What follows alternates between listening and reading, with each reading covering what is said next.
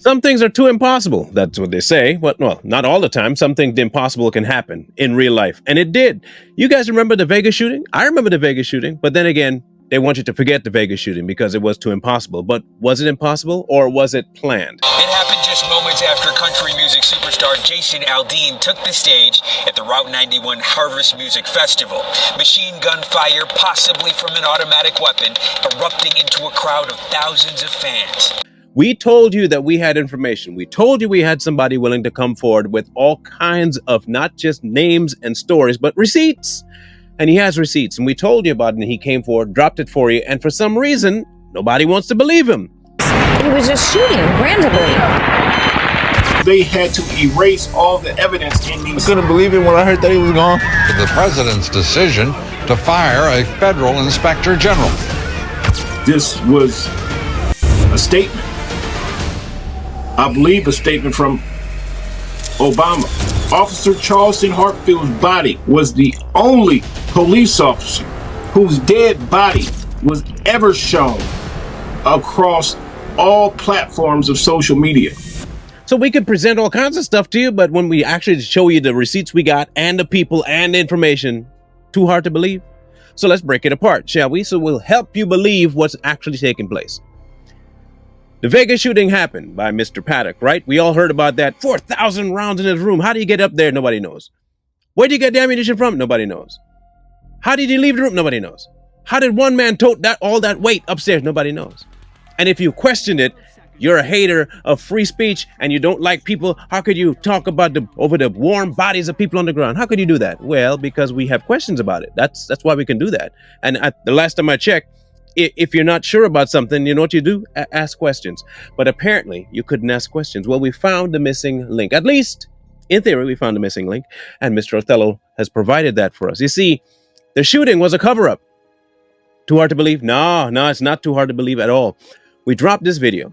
And if you would go and watch it, and it may not make sense to you, let me help bridge some parts for you so you can understand. Okay? We'll help you. Because I couldn't believe it the first time I heard it. And I'm sure by the time I'm done, you'll be sitting there like, what?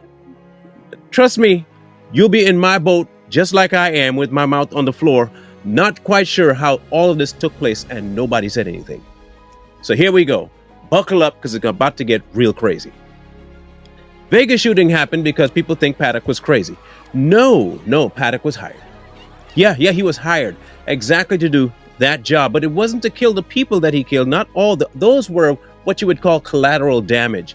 The real target was an officer. Who? Well, his name was Officer Hartfield.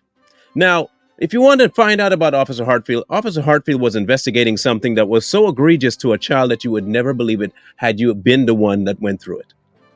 He was investigating the kidnapping of a friend of his, a little boy who he had been coaching, and his father asked him to investigate it. Mr. Othello, look into it. Please, I want to look into this. And he looked into it, found that the child was indeed trafficked, found that the child was indeed being abused, and came back and told his father. Lo and behold, not even a few months later, one Mr. Hartfield had a book about to drop. He decided, I'm going to make sure I file all my stuff, put all my paperwork in, went after his supervisors. He was threatened. He decided to take all the information to the FBI. FBI says, all right, take the information. 2 weeks later, Vegas. In the horror of the Las Vegas shooting, a few ran into the sound of gunfire and the hail of bullets to save others among them. Charleston Hartfield, an off-duty cop, was among them. And by whom? Mr. Paddock. Now, Mr. Paddock, you might think, well, he's just a one-off. No, you see, Mr. Paddock had a restraining order filed on him by who? The father, Othello. Stephen Paddock was found in my house. I put a restraining order against him and my son's mother who let him in the house because I was under terrorism. They were terrorizing me because Steve Sisolak, who was the commissioner, was guilty of the federal kidnapping and state kidnapping of Yeshua Awobade, my son. Small world, right? You think, oh, well, that's a coincidence. How many coincidences does it take for things to happen by purpose? Yeah, I just want to know.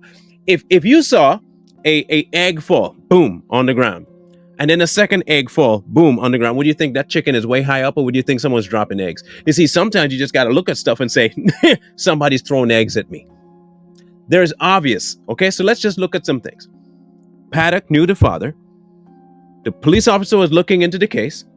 He was at an event. It just so happens that Paddock was there too. And this is the event that took place, and his body was the only body shown on network TV and everywhere else. It was a sign. Threat. You say one more thing and you're going to end up like him. Now, who was behind it? From what Mr. Othello was saying, it was someone real high up.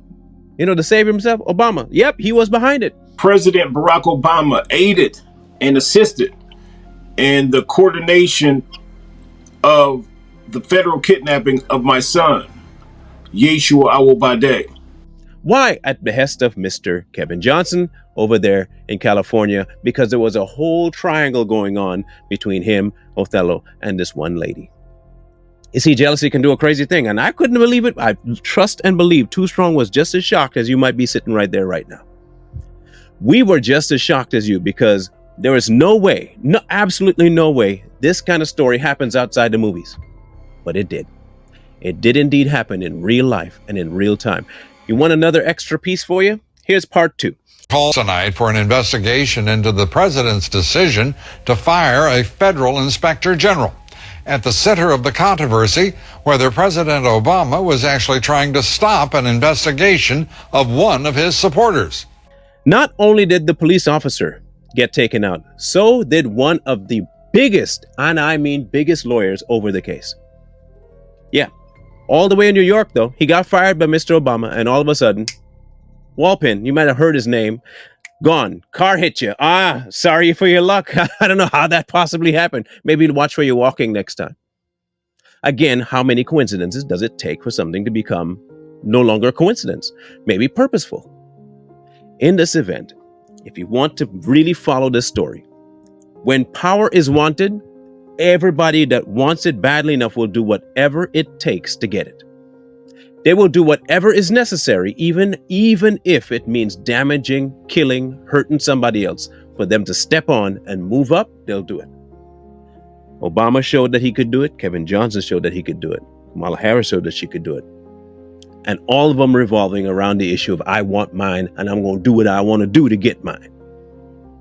There's not many things in this world that are surprising anymore, but this one took the absolute chocolate off the cake, wiped it on the floor, dumped the cake on top of it, scooped it back up, and then somebody ate it. That's how crazy this is. Now, you have the option to believe it, but as you can see, there is not only statements, but there's paperwork, proof, receipts, documents, court documents, filings.